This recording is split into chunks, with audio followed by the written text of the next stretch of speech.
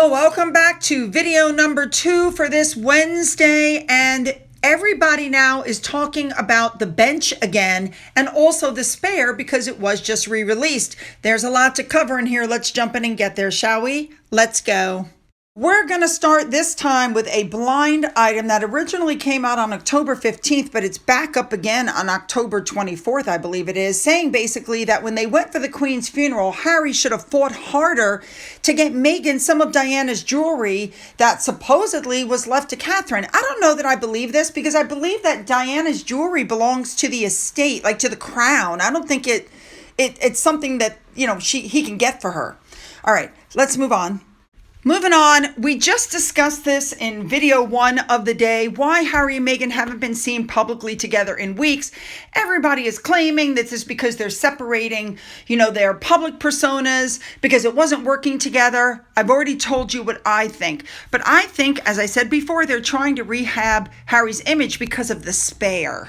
But I would also like to say that a lot of you put in the comments yesterday that you think the reason Harry's not around is because he's in rehab. Well, that sounds interesting. But The Spare was just re-released.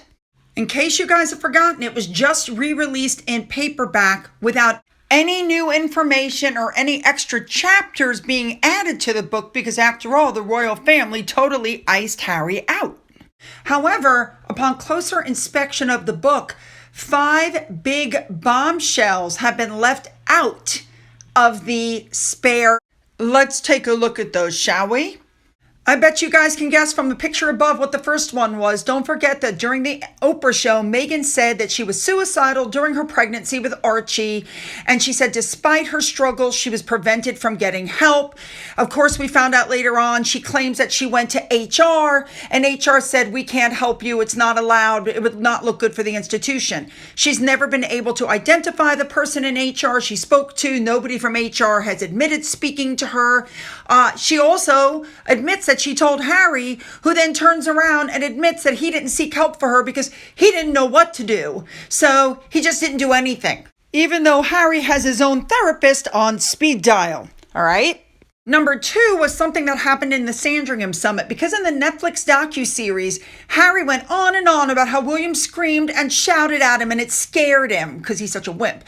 This summit took place in early 2020. It was called so the family could discuss Harry and Meghan's decision to step down from duties.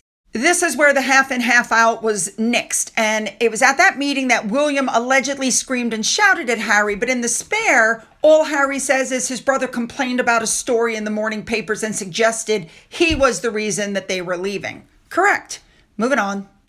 Number 3 was the quote-unquote secret wedding. Don't forget, again, at Oprah, in the interview, they claim, or I should say Meghan claimed, that a few days prior to this huge wedding that took place on May 19th, they actually were married in the backyard. She says, 3 days before our wedding, we got married. Nobody knows that.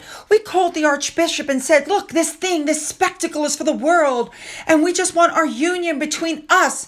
So the vows that we had framed in our room are just the 2 of us in our backyard with the Archbishop of Canterbury. However, in The Spare, Harry basically points out that it was simply a rehearsal. It was a ceremony that was unofficial, non-binding, except in their souls. And for those who may not remember, the Archbishop of Canterbury then had to come out with the actual wedding certificate because had he married them in his backyard, he would have been committing a crime and could have been arrested. And I believe Harry and Meghan were already having issues by this interview because while Meghan is telling Oprah this, Harry is sitting over by the dog looking very dejected and sad. So yeah, something was definitely happening. All right, let's move on. All right, let's not forget number 4, Harry and Meghan's first date. First, we were told during their engagement interview that they were set up on a blind date by a mutual friend. And she said, yes, it was definitely a setup. It was a blind date. But then during the Netflix docuseries, they revealed they had actually FaceTimed before meeting in the flesh for the first time in London. So then you go back to The Spare, where Harry makes no mention of them FaceTiming and says that they had simply exchanged messages before their first date in 2016. And finally, you're down to their first meeting. Harry said that Meghan wore a black sweatshirt, jeans, and heels. And he said Meghan was, style chic and heart attack beautiful. But Meghan had already said she was in a blue dress when they went out to their first date in London. The man doesn't even know what the hell she was wearing. This is just like the miscarriage story. First, I was holding Archie, had a cramp, and fell to the floor. Then it was I'd been having pain all day and I needed to go to the doctor. Then it was I was outside my house and my friend drove up and I collapsed with Archie in the driveway. I mean, different stories constantly. It's being reported that Harry actually regrets putting as much in the spare as he did. We all heard he tried to take some of it out, but it had already gone to print. There was no chance of fixing it. He began to have second thoughts about a lot of the stuff he put in that book, from the private conversations between Catherine and Meghan, which obviously we don't even know if that's true, but what he did with the Oprah show and the Me You Can't See and the Netflix docuseries, the spare was literally just a nail in the coffin with his family. The horrible things he said about his father and the way his father raised him, how he was never there, although Harry doesn't seem to be around his kids a whole lot, to the horrible things he said about Catherine, who he considered to be like a sister to him, about how she was basically nothing but, breeding stock, that William didn't marry her for love, right? Like he married Meghan for love, to the horrible things he said about Camilla. Just difficult things that he said, things you cannot forget that he said. And we know that now his family won't even talk to him. Harry's got a lot of nerve because in the memoir, he wrote that he and William promised Pa that they'd welcome Camilla into the family, but said, please don't marry her. Now, we don't know that actually took place. But the thing was, he said, it would incite the press. It would make the whole country, the whole world talk about Mummy and compare Mummy to Camilla, and nobody wanted that. Actually, the only person who keeps mentioning Mummy and comparing Mummy to Camilla is Harry. Now, before we move on to our second story, I just want to make one other point. People are saying that Meghan should have warned Harry off. Meghan is not responsible for the spare. Harry is responsible for the spare. Harry is responsible for signing that book deal and putting salacious stuff in a book because that's what the bookseller wanted, and he bears the brunt of the responsibility. And that's all I want to say about that. All right, let's move on to our second story. Here we go. Meghan Markle.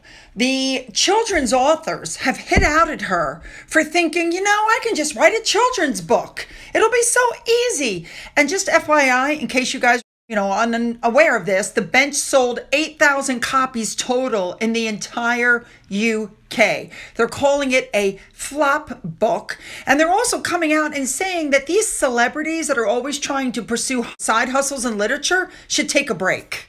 The truth of the matter is the book hit a lot of headlines, but it didn't sell well at all. Even in the United States, if a couple of stores sold more than a certain amount, they claimed it was a bestseller. But the truth of the matter is it's not the truth.